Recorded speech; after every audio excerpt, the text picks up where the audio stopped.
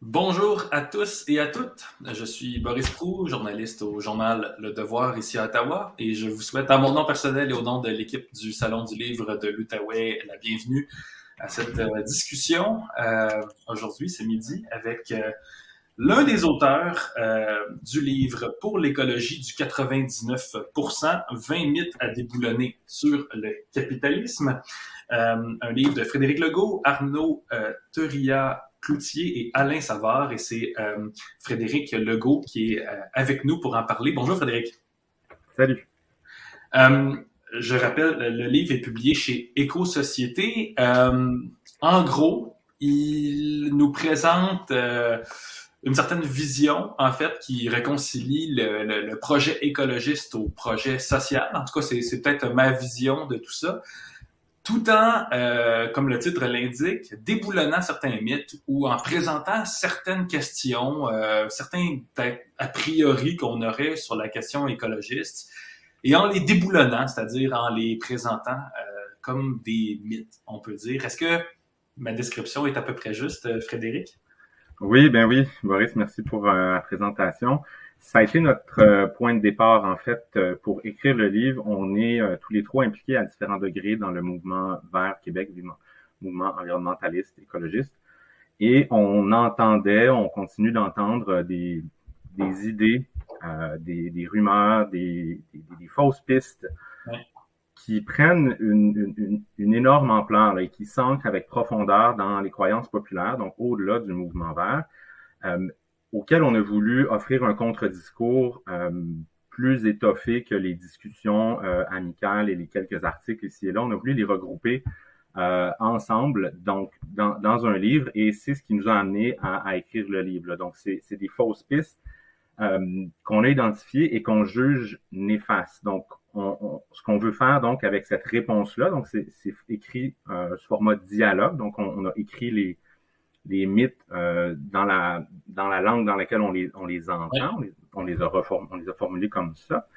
Et donc, on cherche à rebraquer le projecteur, si on veut, ou à redéplacer le débat sur la sphère de la production, en fait, par rapport aux causes de la crise écologique. Donc, le discours dominant, ou c'est le premier mythe qu'on déboulonne, qu'on déconstruit, auquel on répond, c'est ce serait la faute des consommateurs, ou disons, c'est à cause de la consommation. Et la question écologique, la question de la crise écologique est principalement cadrée autour de la consommation. Et donc, nous, c'est un peu un renversement qu'on propose dans le livre, donc d'aller derrière l'étalage, d'aller derrière l'acte de consommation et de se demander quelles sont toutes les étapes qui précèdent l'acte d'achat et de montrer l'importance de ces étapes-là et de ce qu'on appelle les rapports sociaux de production qui vont déterminer, encadrer, modifier tous nos comportements consommateurs pour finalement montrer que vous et moi, en tant que consommateurs, consommatrices, travailleurs, travailleuses, on a très peu d'emprise au final sur comment se déploie l'économie qui a un caractère qui est non démocratique. Vous et Et moi n'avons pas de droit. on sent que ça vous chicote, hein, certains de ces mythes que j'imagine vous entendez dans la vie de tous les jours ou peut-être même dans votre enseignement, parce que, bon, je l'ai pas dit au départ, mais Frédéric Legault, vous enseignez la sociologie et vous êtes en train de compléter une thèse sur l'économie post-capitaliste. Donc, là, dans ce livre-là, on est vraiment dans votre sujet de prédilection, c'est-à-dire comme vous le dites, la façon dont on aborde l'écologie, pour vous, c'est incontournable. Il faut parler du capitalisme. On a même ces trois petits personnages hein, que je vais retrouver Oui, la petite page. La voilà, regarde, les personnages, on peut peut-être les montrer à l'écran, mais tout le long, on voit ces trois personnages de BD, donc le capitaliste, le capital, qui est une espèce de gros monstre, et le 99%, c'est-à-dire en gros vous et moi. Euh, exact. pourquoi finalement présenter le problème écologiste sous cet angle-là qui est votre expertise, là, j'imagine? Mm-hmm. Oui, c'est ça. Ben, on s'est divisé le livre en fonction de nos trois expertises. Comme vous l'avez dit, on est trois auteurs. Je complète ma thèse sur les systèmes économiques qui pourraient succéder au capitalisme, puis je pense qu'on va y revenir. Euh, donc, la raison pour laquelle on a cadré le problème écologique autour de la question économique, c'est Dans un premier temps, parce qu'il y a péril en la demeure. Et donc, en tout cas, on peut présenter peut-être les deux raisons comme étant reliées. C'est dans l'écart entre l'ampleur de la crise et l'absence de réponse de nos dirigeants. Donc là, il y a un monde, et c'est la quatrième de couverture. C'est comme ça qu'on introduit notre livre. Comment est-ce qu'on peut expliquer l'espèce d'embrassement général de la question environnementale où tout le monde devient vert, d'un côté, et de l'autre côté, qu'il y a aggravement de la destruction de la biosphère. Donc, comment est-ce qu'on peut comprendre simultanément ces deux phénomènes-là? Bien, nous, ce qu'on propose, c'est par une mécompréhension des causes de la crise écologique. C'est justement ce que je vous parlais tantôt, de braquer le projecteur ou de recadrer le débat autour des causes économiques de la crise écologique. Donc, capitalisme qui est un système économique particulier dans lequel nous vivons, qui a la particularité de fonctionner sous ce qu'on appelle la propriété privée des moyens de production. Donc, vous et moi, donc le 99%, n'avons rien d'autre que notre force de travail, tout ce qu'on va écrire sur un CV, si vous voulez, nos compétences, nos connaissances, notre temps de travail qu'on va échanger en échange d'un salaire. Donc, on va passer sur ce qu'on appelle le marché du travail pour par la suite repasser dans un deuxième temps sur le marché pour échanger ce salaire-là contre des biens et services qui vont satisfaire nos besoins. Donc, on est dépendant du marché pour satisfaire nos besoins. Ça, c'est une des caractéristiques. La propriété privée des moyens de production, je vais essayer de résumer rapidement. Oui, c'est un peu technique, alors que le livre est aussi très pratique par des mythes. Mais allez-y pour la deuxième. Ouais, je fais ça vite, mais c'est ça, c'est un livre de vulgarisation, donc on a vraiment essayé d'aller à l'essentiel et de préserver un langage accessible dans la présentation de phénomènes pas toujours simples.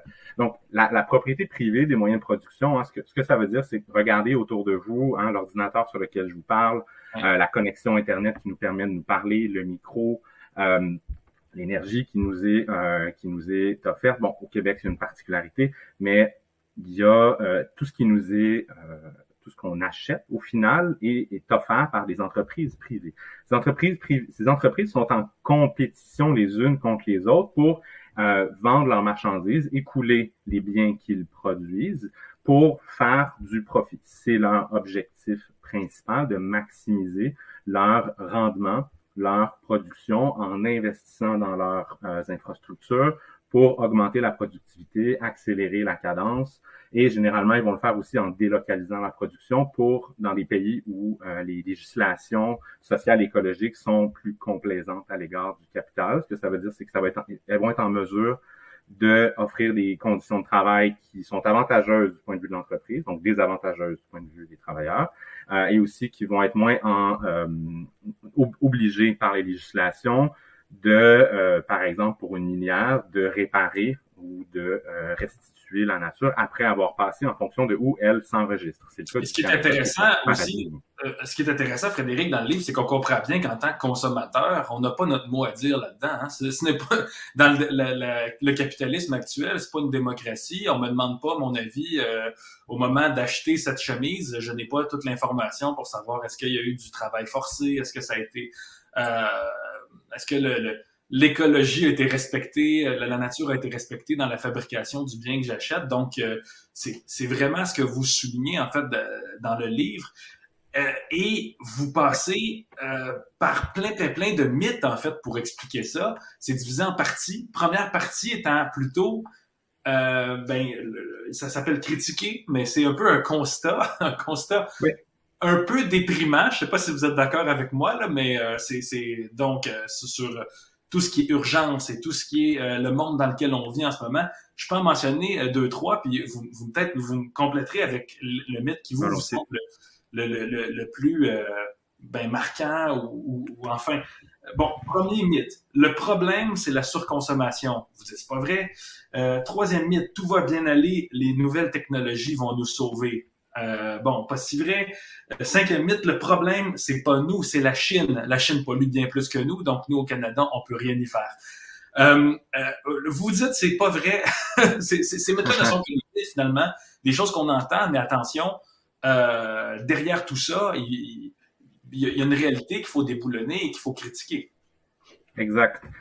Puis, dans chacun des mythes, on essaie d'être honnête dans notre interprétation et on concède constamment une certaine part de vérité à chacun des mythes. Donc, évidemment que les consommateurs du Nord global, comme vous et moi, on a très peu de pouvoir, ou en fait, on n'est pas du tout consulté, comme vous l'avez dit, sur les rapports sociaux de production. Donc, quand on achète un ordinateur, d'où il vient, c'est quoi les matériaux nécessaires à sa production, les conditions dans lesquelles ils sont transportés, l'énergie qui a servi à alimenter l'usine dans laquelle l'ordinateur a été produit, les conditions de travail des ouvriers qui ont produit, assemblé ou même extrait les minéraux. Donc, le consommateur, la consommatrice, au même titre que le travailleur et la travailleuse, donc vous et moi, autant dans notre rôle économique de travailleur ou de consommateur, notre rôle économique n'est pas décisionnel. Et ça, c'est une des dimensions centrales à l'économie capitaliste, c'est qu'elle n'est pas démocratique. Acheter, c'est voter, là, selon vous, c'est pas si vrai. Ben non, en fait, c'est ça, c'est une illusion qui va limiter notre compréhension du problème, notre compréhension du phénomène économique strictement à la sphère de la consommation. Et ce qu'on remarque, c'est que vous et moi, on a très peu de pouvoir par rapport à ce qui sont en fait des grandes entreprises. Quand on regarde la division des marchés, c'est-à-dire des parts de marché dans certains secteurs, c'est un niveau extrêmement concentré de la richesse. Quand on pense au secteur de la production des grands avions, ce sont ces deux entreprises qui se partagent pratiquement 100% des parts de marché. Donc, si on pense à la bière, aux cigarettes, au pétrole, c'est rarement plus de 10 ou 15 entreprises qui vont, rarement plus de 10 entreprises qui vont se partager l'ensemble des parts de marché. Donc, évidemment que vous et moi, quand on agit dans la sphère de la consommation, on n'a pas de contre-pouvoir pour infléchir les décisions d'investissement des grandes entreprises. Elles sont tentaculaires à un point où elles peuvent rediriger leurs investissements, déplacer leurs produits, se présenter comme une autre entreprise en ayant d'autres noms, de vendre des produits sous d'autres, excusez-moi, le nom m'échappe, mais ce sur quoi on essaie d'insister, donc c'est la dimension, c'est de remettre un peu la consommation à sa place. Évidemment qu'on a certains choix dans la sphère de la consommation, on peut décider entre certains éléments, mais il faut toujours se rappeler que les choix qui nous sont offerts sont décidés en amont par des grands intérêts privés.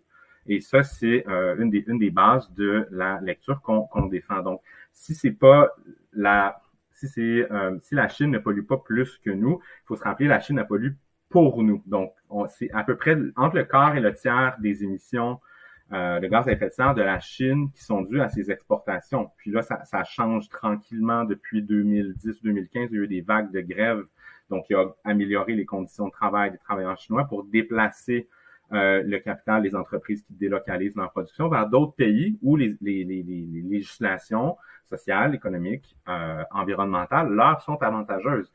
Une grande entreprise comme H&M, Zara ou d'autres entreprises qui vont délocaliser la production de leurs biens, elles regardent une map monde comme vous et moi, on marche dans un supermarché. Elles peuvent délocaliser leur production où ça les avantage. Donc, nous, on n'a pas de pouvoir, évidemment, sur ces lois qui se décident bien au-dessus de nos têtes. Ce qui est un peu déprimant quand même comme constatation, Frédéric Legault, parce que à la lecture de la partie 1, en tout cas, je peux vous dire ce qui m'est ressorti, moi, à la lecture, c'est franchement, c'est anxiogène. Hein? Le système est conçu de telle sorte où on n'a vraiment pas notre mot à dire, et même avec les meilleures intentions du monde, il n'y a pas grand moyen de s'y retrouver et que la technologie ne viendra pas nous sauver non plus. Bon, on n'entrera pas là-dedans, quoique s'il y a des gens qui nous écoutent et qui ont des questions à poser à l'auteur, n'hésitez surtout pas à les écrire dans les commentaires. Ça va me faire plaisir là, de poser vos questions en fait à Frédéric Legault, auteur de Pour une écologie du 99%. Mais il y a un aspect que je veux là où je veux vous amener, c'est peut-être sur la partie des solutions. Et je crois que vous aviez particulièrement aimé ce chapitre, là, bon, partie 2 proposée, où il y a d'autres mythes, évidemment, qui sont mis de l'avant. Et j'en ai retenu un, en fait, qu'on entend assez souvent et que j'imagine vous entendez dans votre pratique professionnelle aussi, Frédéric, mais c'est Planifier l'économie, donc dans l'idée de préparer l'économie, par exemple, à l'écologie, donc la planifier, c'est s'exposer à un retour à l'URSS. Hein? Le communisme, c'est voilà Staline, et on sait très bien que ça n'a pas fonctionné. Staline, vous dites attention, n'est-ce pas? Vous n'êtes pas d'accord avec ça? Ben, évidemment, il y a personne de sensé aujourd'hui qui va écrire ou défendre là, une défense du système soviétique. Là. Puis c'est vraiment pas ça qu'on fait. Ce qu'on propose ou c'est encore là un recadrage du débat autour de ce qu'on appelle un faux dilemme. En fait, il n'y a pas d'un côté le capitalisme tel qu'on le connaît aujourd'hui, ou le capitalisme tout court, et de l'autre côté, un système soviétique à la Staline. On n'a pas à choisir entre les lunettes de soleil de Jeff Bezos et la moustache de Staline. Il y a une troisième option, il y a plusieurs options, en fait, d'autres options d'organiser nos sociétés qui ne sont pas structurées autour de l'impératif du profit. Puis en fait, l'opération à laquelle on s'adonne dans le chapitre sur l'URSS, c'est en fait de renvoyer dos à dos le système capitaliste comme le système soviétique pour dire que dans les deux cas, il y a eu une dépossession du pouvoir des gens ordinaires, donc qui n'étaient pas et qui ne sont toujours pas en contrôle de leur milieu de travail, de leur milieu de vie, de non plus des surplus qui sont dégagés à l'échelle de la société. Donc des grandes décisions économiques, des grandes décisions d'investissement qui sont prises par et pour quelques oligarques, que ce soit sous le capitalisme ou sous le système soviétique. Les grandes décisions économiques sont prises par une classe sociale dominante et vous et moi n'avons que très peu de choses à dire sur la structure de l'économie, où s'en va l'économie, où s'en vont nos sociétés. Parce que nos sociétés ont des directions d'une certaine manière. Hein. Elles se déploient dans une certaine direction et cette direction-là, c'est une direction qui est catastrophique là, pour le moment, c'est-à-dire la crise écologique, donc la destruction des écosystèmes, entre autres l'accumulation sans précédent de gaz à effet de serre dans l'atmosphère. Et qui peut être difficile à reconnaître, peut-être particulièrement au Québec pour des raisons culturelles, mais c'est la dimension éminemment conflictuelle de cette réalité-là. C'est qu'il y a des gens regroupés en classe sociale, donc qui bénéficient de cette organisation de la société, ce déploiement de la société. Il y a des gens qui bénéficient de la destruction pleine et entière de la planète. Et ça, c'est difficile à accepter dans la mesure où l'activité économique, donc la croissance économique qui a une dimension irréductiblement matérielle et les profits qui en sont dégagés et capturés par quelques grandes corporations ont un impact direct sur les écosystèmes, sur l'équilibre de la biosphère. Mais il y a des gens qui bénéficient, qui retirent des profits, tout comme il y a des gens qui ont bénéficié de la pandémie. Il y a quelques grandes entreprises qui en sont ressorties plus fortes et qui ont fait des profits sur une catastrophe humanitaire. Et vous élaborez certaines pistes de solutions aussi dans ce livre-là qui passent par la démocratisation, en fait. Je le résume comme ça, là, mais les coopératives, les institutions politiques comme notre démocratie, là, vous dites on doit pas bouder ça, il faut aussi faire élire des gouvernements. Là, je synthétise, là. Mais vous y allez aussi par des manières comme la grève climatique. Bon, ce genre de solutions mises l'avant. Donc, selon vous, il y a quand même de l'espoir que notre organisation, qui est capitaliste en ce moment, réussisse à dépasser un petit peu le stade dans lequel on est en ce moment? Mais ce qu'il faut comprendre, c'est ça, notre société est organisée en fonction de certains rapports de pouvoir et que ceux et celles qui sont, principalement ceux qui sont à la tête de nos sociétés, donc détiennent, en d'autres termes, la majorité du pouvoir. Que vous appelez la classe capitaliste, là. Oui, la classe capitaliste, la classe dominante, ou du moins qui sont en contrôle de l'organisation de la société. Donc, le dilemme auquel on est confronté actuellement, c'est que, étant donné que vous et moi, disons le 99% plus largement, n'avons pas de pouvoir décisionnel, qu'il soit économique ou quelque peu politique, pour infléchir la direction de l'histoire, si on veut, pour atténuer les conséquences de la crise écologique, pour mettre sur pied pour faire naître une société juste et écologiquement durable, il va falloir, et c'est ce qu'on met de l'avant, développer, accumuler du pouvoir, suffisamment de pouvoir, ou du moins, si on peut dire de cette façon-là, plus de pouvoir que nos adversaires. Et dans un premier temps, le premier pas qu'il faut faire, c'est de reconnaître que la crise écologique ou la lutte environnementale, la lutte au changement climatique est avant tout une lutte et qui a une dimension conflictuelle, donc qui nous oppose à cette classe-là et qui, rappelons-le, là, que la majorité des gens, ou disons, on ne souffre pas tous et toutes de la même manière de la crise écologique. Donc, ce nous englobant du 99% là des gens qui écopent de la crise écologique, allons devoir accumuler une certaine quantité de pouvoir, davantage que nos adversaires, pour pouvoir remettre sur pied donc cette société-là qui serait démocratique. Est-ce que ça veut dire c'est pas simplement une démocratie représentative comme elle est comme on la constate aujourd'hui dans les pays de l'Occident? C'est avant tout c'est entre autres une démocratie économique, mais une démocratie qui redonnerait un pouvoir décisionnel pour vous et moi sur nos lieux de travail, donc une démocratie qui n'aurait pas de patron sur les lieux de travail, donc une socialisation des moyens de production. Ce serait ce qu'on avance, la seule manière de sortir de l'impératif d'accumulation, la contrainte à l'accumulation, de concurrence entre les entreprises privées qui engendre la croissance économique et qui, elle, a un poids écologique insoutenable. Donc, on a besoin de reprendre contrôle de notre économie et ça l'implique donc une démocratie économique, de redonner un pouvoir à vous et moi, non seulement sur notre lieu de travail, sur notre milieu de vie, mais aussi sur l'ensemble de l'économie, donc de sortir de l'impératif de productivité, de sortir de l'impératif de croissance et d'accumulation. C'est le mot d'ordre là. C'est évidemment une tâche colossale qui s'offre à nous, mais nous sommes dans une situation, on est dans une situation qui nécessite ce type de solution-là.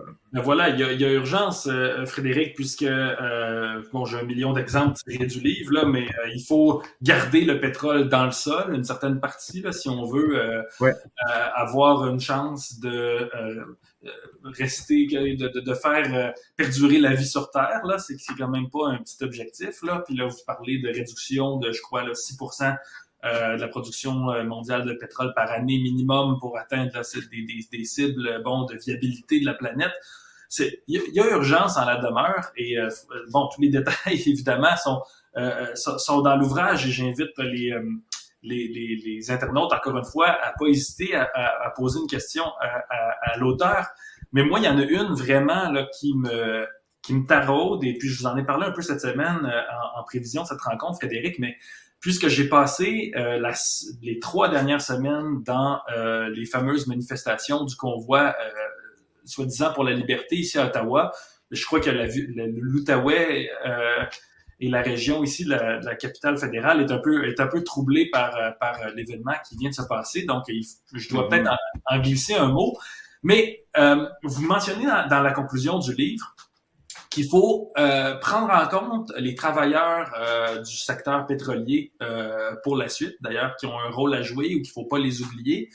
Mais on voit un peu partout dans le monde des mouvements que je pourrais dire col bleu, là, mais par exemple, les Gilets jaunes en France là, qui ont manifesté leur mécontentement par rapport à la hausse du prix du carburant. Bon, ce genre de mouvement, est-ce que vous pensez que si effectivement, on va de l'avant vers un programme écologiste, il risque pas d'avoir des soulèvements de ce type-là un peu partout?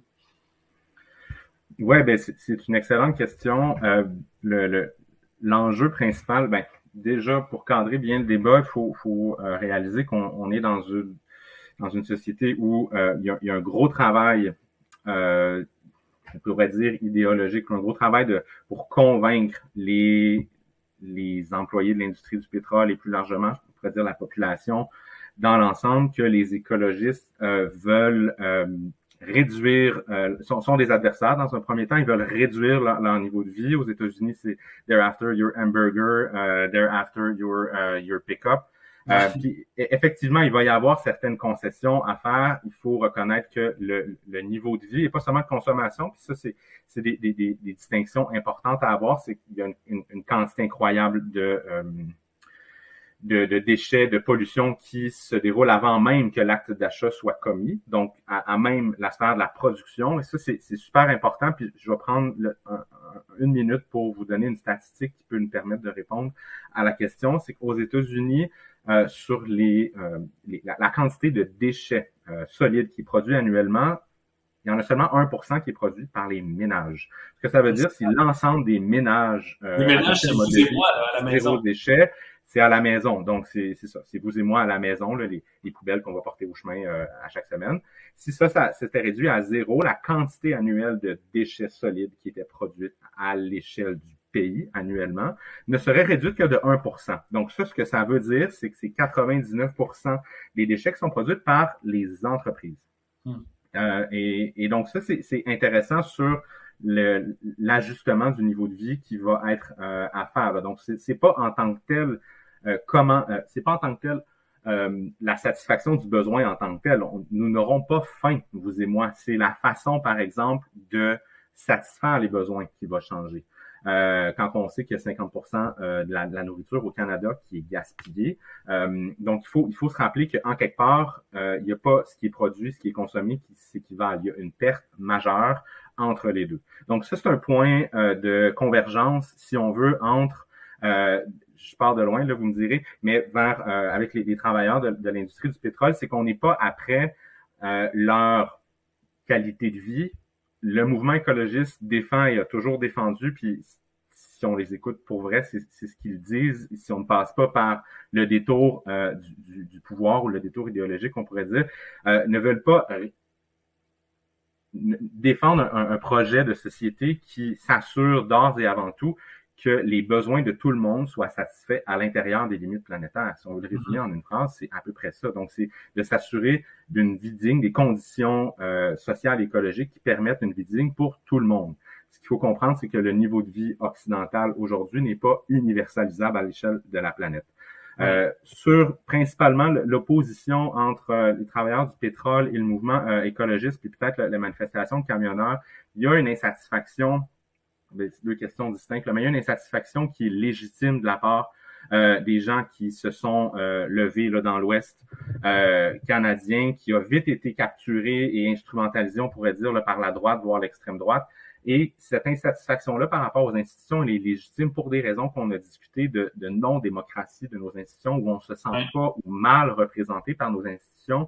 Et c'est nécessaire de remettre en place des institutions qui permettent, en fait, qui sont le reflet réel des gens qui sont concernés par les décisions que ces institutions-là prennent. Et ça, juste en terminant là-dessus, parce que je vois le temps qui nous reste, mais en 2 mots, c'est ce que vous proposez dans le livre, carrément, rentrer plus de démocratie dans les institutions et démocratiser même l'accès à l'énergie. Vous dites, vous rêvez dans les dernières pages, là, je crois, là, d'un accès universel peut-être à l'énergie qui servirait aux besoins de base et pas aux frivolités, là. En 2 mots, pensez-vous, Frédéric Legault, que nous allons y arriver à cette société dans notre vivant, à vous et moi? Ben, c'est sûr qu'on aimerait ça. Par contre, si on s'attache à la tâche qui est pas seulement de l'optimisme ou du pessimisme, donc de la prédisposition du caractère personnel, là, mais d'une analyse des rapports de pouvoir en place où on assiste à une montée de l'extrême droite, à des guerres, une guerre impérialiste qui vient de se déclencher cette semaine, à une concentration des richesses, à une augmentation des inégalités socio-économiques, à une croissance de la destruction de nos écosystèmes. C'est difficile de dire que ça va se dérouler à l'intérieur de nos vies. C'est un travail de longue haleine. Ce qui est nécessaire, c'est de reconnaître que notre pouvoir de transformation sociale se situe avant tout dans la sphère citoyenne, dans la sphère politique et non dans la sphère économique. Il n'y a rien qui nous garantit que le système qui va succéder au capitalisme sera socialement plus juste ou écologiquement plus viable. Ça va dépendre avant tout de nous. Ça va dépendre du rapport de pouvoir ou du pouvoir qu'on va être en mesure d'accumuler pour infléchir la direction de l'histoire, pour être en mesure de reprendre les rênes de notre économie, de notre société, pour reprendre le contrôle de nos vies. Là, on est devant un dilemme historique, je termine là-dessus. Soit on préserve la richesse de quelques oligarques ou on préserve l'essentiel de la vie humaine sur Terre. Il va falloir choisir.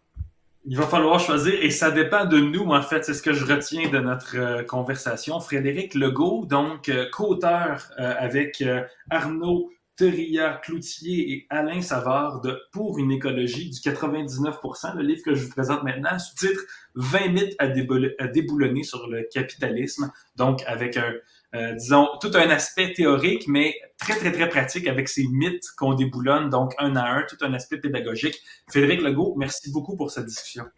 Merci à vous. Bonne journée. Merci et merci à la maison d'avoir écouté cette autre discussion dans le cadre du Salon du livre de l'Outaouais. Donc, je rappelle qu'il est possible de bookiner en ligne sur le site web du SLO dans la section Mon carnet, de rester en ligne pour d'autres discussions avec des auteurs. Donc, merci de la part de toute l'équipe et merci à toi, Frédéric. Au plaisir. Merci.